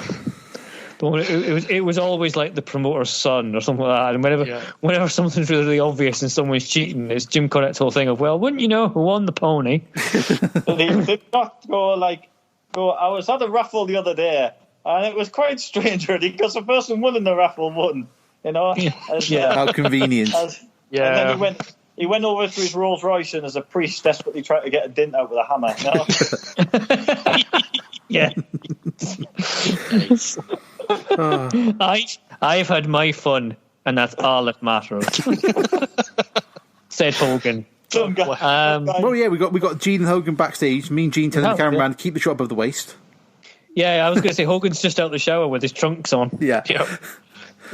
He promos to the wrong camera for a bit. Sees the other one. Mm-hmm. Orndorff just kind of wanders in, does a promo. Yep. Then Hulk realizes that Orndorff's getting the last word, so he starts promoing over Gene, trying to throw back to Vince. And it just ends in a big mess because Hogan's got to get the last word. Hulkster and I are going to be together, brother, because we're blood, and you can bank on that. Well, I mean, Gene, the way things been going around here, man, they always have a ace up their sleeve, man. They've always got some kind of trick. Well, the Hulkster never tells a lie, brother. And, we would never do nothing nasty and underhanded like that, man. All I got to say, brother, is me and Orndorff got a little surprise for you, man. We've got a little surprise, and I can't wait. Holy mackerel, talk about being bent out of shape, Jess. Because you can't pin Hogan's ego. Yeah. You just leave Mr. Hogan alone. He's in this show. We're having to talk about him because you picked it. So when's the big bit come up, Cameron? Is that... What, the big bit that we were going to talk about, the clip bit? Yeah. Well, I don't know whether to do that right at the end, because obviously... Okay, right. Let's go to the main event. Yeah. Okay. So it's Macho Man versus JYD is the final. And Macho Man's wrestled 4 more minutes of wrestling than the Junkyard Dog, which is baffling. Comes out limping. Lets everyone know on commentary exactly what a cheat Junkyard Dog is. I just wrote down, that's nice. I love the beginning where Macho pulls this in front of him like the big cheating bastard he is. I've got to admit, I think the Rolls Royce Larkies sucked the energy out of the crowd. You reckon? They're ready for home time now. And this is the longest match of the night. Yeah. And it should be the most exciting. Savage tries bumping a bit. You can see he's tired. JYD doesn't really give too much. And yeah, they get a chair because Macho gets a chair, then he throws a chair at JYD. What did I write down? He grabs a chair and just Goldberg's against his head several times. Macho just keeps going, like he jumps in one side of the ring, out the other side of the ring, back in again, out the other side. Yeah, I must admit, I thought this was one of the most disappointing matches of the evening. I thought this is why I think, why would you put this last when you've got the Are they trying to get JYD over as a big face? Is that why he's going through? I think so. I think that's exactly the plan. Yeah, that's exactly the plan. Yeah. I just think he just didn't seem to have that main event or whatever. He just didn't seem to want to put that work ethic in to try and get the match. Savage was trying, he had something backwards and forwards, but I just wasn't getting that impression that there was a lot going on there. No, I mean, Monsing's still talking about the superplex from 2 matches ago. He's well excited about that. never seen that done in 25 years plus in professional wrestling. A superplex with both men standing on the top turnbuckle. Mean Gene comes onto commentary and he says, "The greatest spectacular of all time." Is how he describes the almost the a pay-per-view. sentence. Yeah, almost a sentence. Macho was this bit like he goes to fall out of the ring, but he kind of catches his feet on the top rope and just sort of like is upside down in the rope for no good clear reason. No, yeah, I know what you mean. And then Macho then gets him outside, then just starts beating him outside. Like does his double axe handle to the floor, slams him into the post, another axe handle. Hits him with a chair because why not? There are no rules, as we previously confirmed. Yeah, the There are referee rules. very lax on that one. No, he literally waffles J.O.D. with a chair. Mean Gene Mean Gene actually says, shouldn't he be disqualified for that? And I think Gorilla Monsoon just kind of shrugs audibly. Gorilla Monsoon, tell me if I'm correct. Could not the Macho Man been disqualified and Junkyard Dog automatically been declared the winner of this Wrestling Classic? Absolutely. I think so. No place for a chair in anything. And they move on. The referee wants a fair winner or something. Or nobody wants this match ending as a disqualification. Yeah, as he's saying that as Macho's choking JYD on the guardrail. We want a fair match. Want a fair winner. A fair match. Gentlemanly contest. Yeah. I was thinking right down here, not exactly high energy final this. No, not at all. But then like JYD does some headbutts and there's a big pop to it. It makes no sense. Maybe they think it's going to be over in a minute. Well, it is because Macho Man gets back body dropped over the rope to the floor, which looks nasty on the concrete, to be fair. Yeah, it didn't look like fun. No, and then Macho gets counted out, and JYD wins because, as we know from Lex Luger, you always win on a count out, don't you? Yeah, there's big balloons and ticker tape. Yeah, I was going to say he doesn't get any of that. He doesn't get any of the national anthem. Thanks for coming. Good night. Thanks for coming. You didn't win a Rolls Royce. No. So JYD wins. He's just kind of like ambling around the ring. Macho's like trying to get back in from the floor. Mm-hmm. Mean Gene tries to talk to JYD. He's so excited about winning. Like, I can't understand what he's saying. Who knows? And then Jesse just decides to get some kind of passion into it, jumps into the ring and starts promoing on JYD. Congratulations. Thank you very much, Mean Gene. It's been a hard-fought thing. What the devil is he doing in there? What are you doing? I'm protesting this thing. This guy did not wrestle as many times as Macho Man Randy Savage. Savage had to face the Dynamite Kid while this dude was sitting back in the dressing room doing nothing. I told you, Jesse, that's the luck of the draw. I'm sorry for the interruption. I apologize. For it, Okerlund. I ain't going for it. Randy Macho Man Savage should be declared the winner of this tournament, and I go on the record with that, and they know I tell it like it is. Yeah, he's literally calls him a cheater again. Yeah. Calls him a cheat. Terrible. Then we go back up to Vince. Alfred says it's been his best night ever. We wonder why. Yeah, but is this the bit where poor Susan has to actually kiss him? I think so, yeah. Yeah. Oh, it's really uncomfortable. Susan, who has never seen such action, as Vince says. Oh, wait till later. Hey. And Vince then describes it as the first annual Wrestling Classic. I think the plan was to have more, but somebody was sent Scott hold of Vince and went, if you do this again, I'm going to literally kill you. But they didn't add another pay-per-view for it. It took them till 87, 2 years before they added it.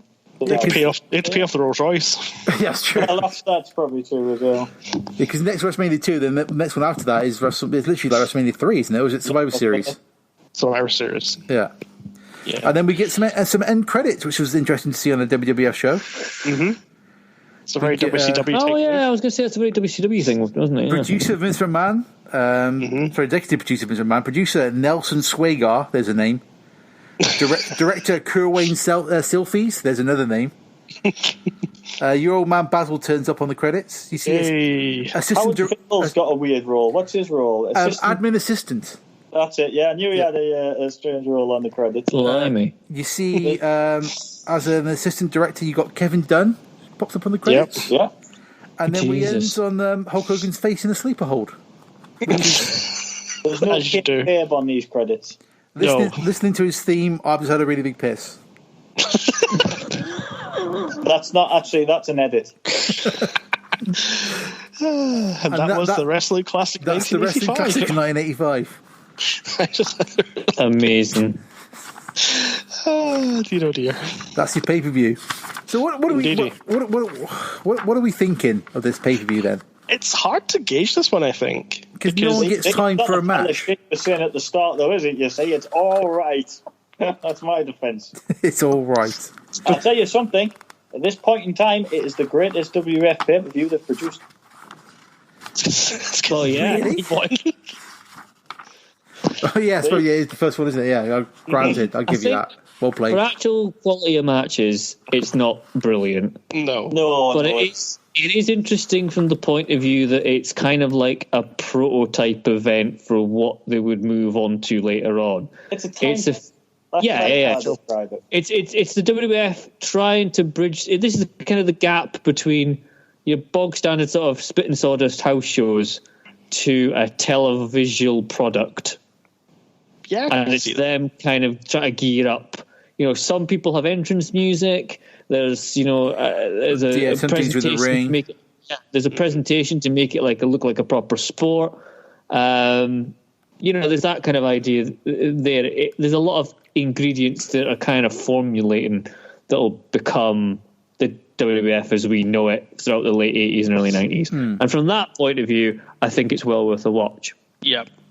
So, here's the big question. Is it better than WWF Brawl for All?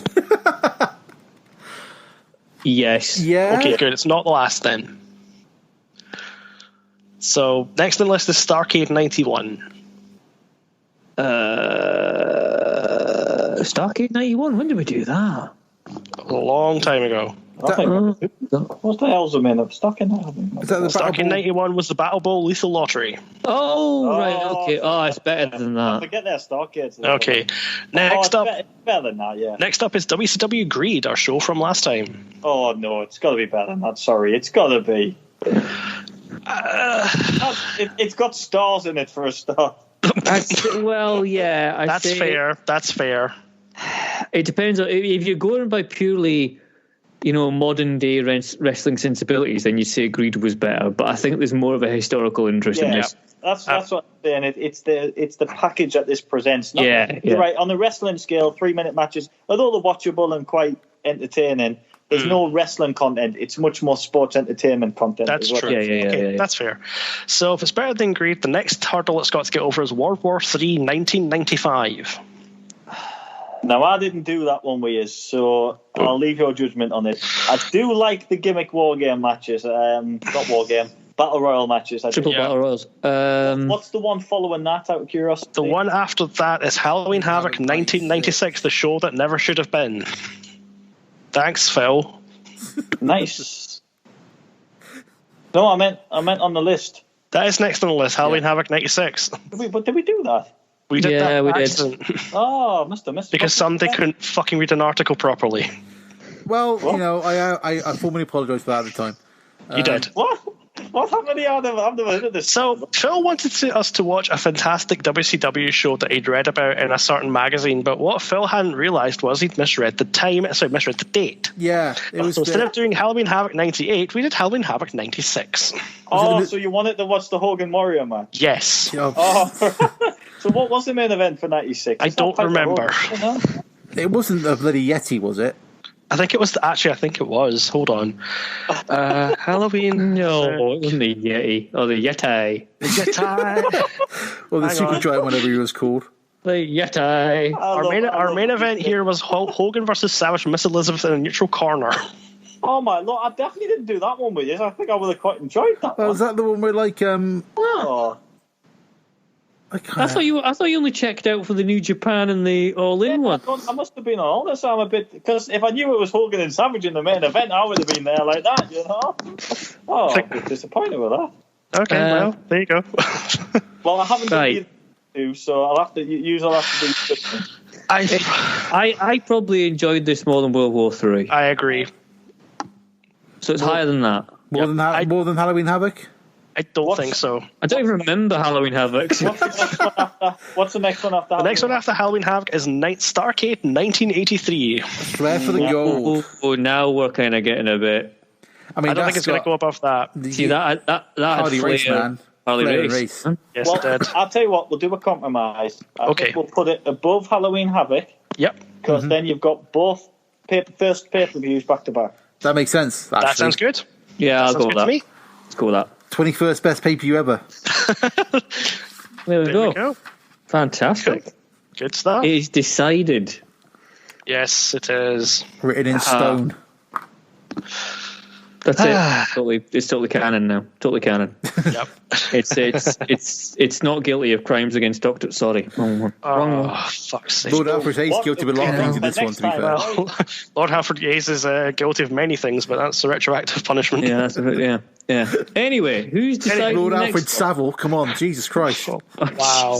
There's a tag team from hell.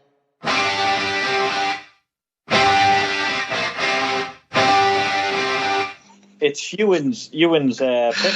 It is my pick, yes. And we have, during doing this podcast, we've come across a unofficial quest.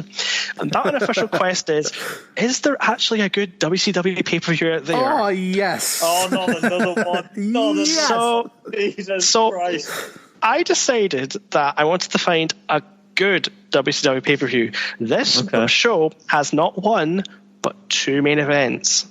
Oh, okay. And it also contains the following match: Rick Steiner and Scott Steiner against the Miracle Violence Connection. Oh, right.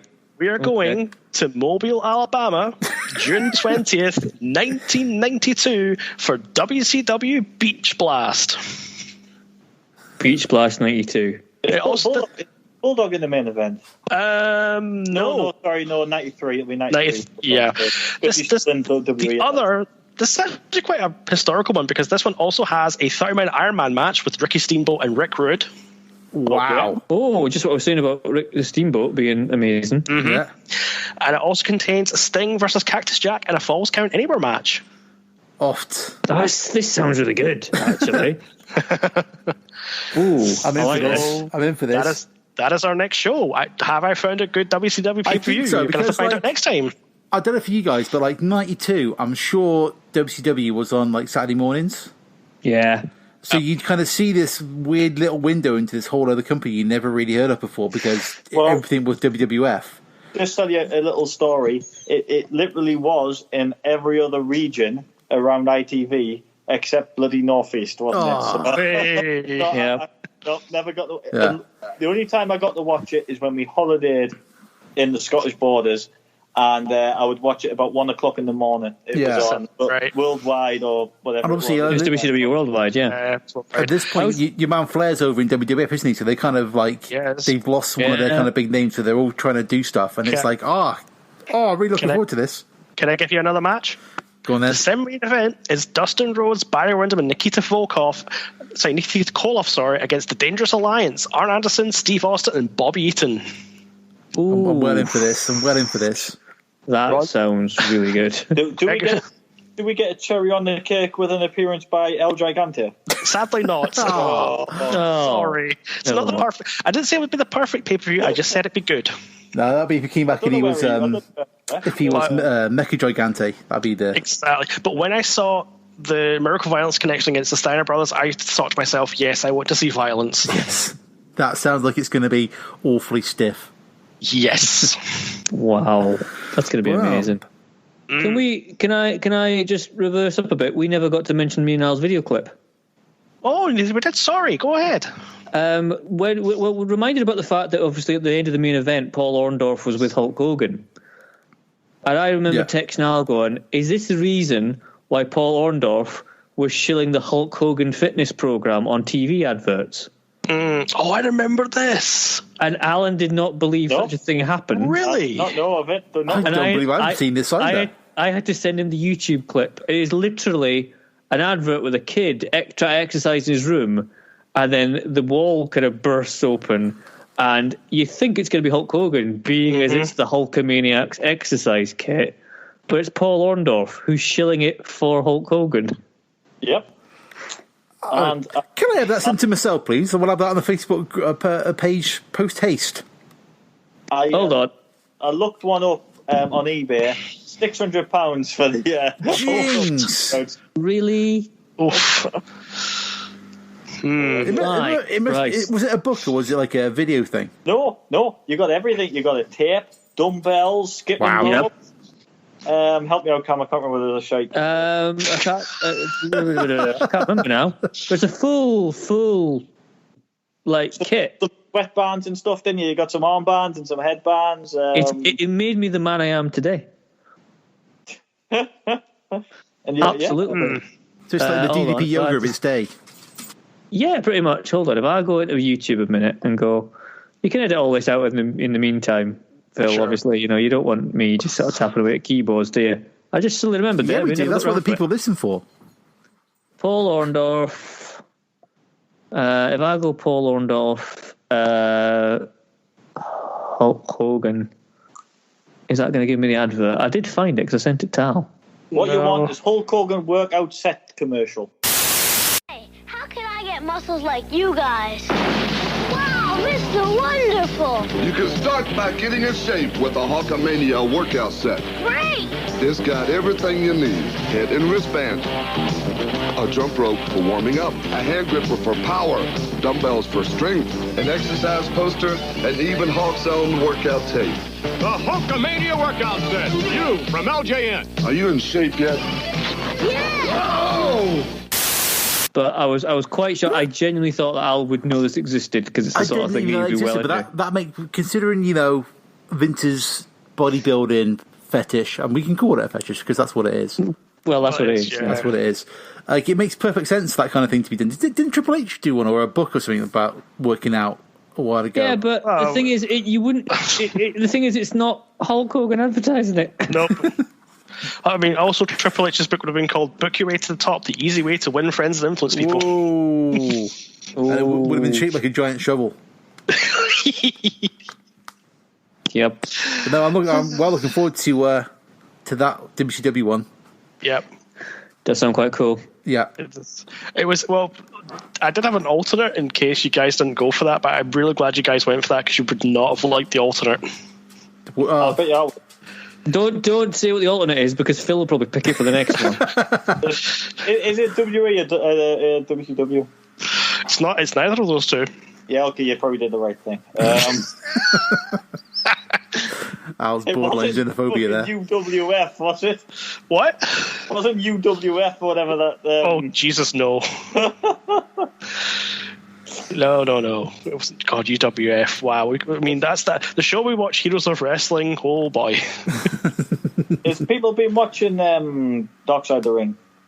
I've not seen any of the new one yet. Oh, that's pretty interesting. Pretty interesting. No, I do want to watch those. Is this on YouTube?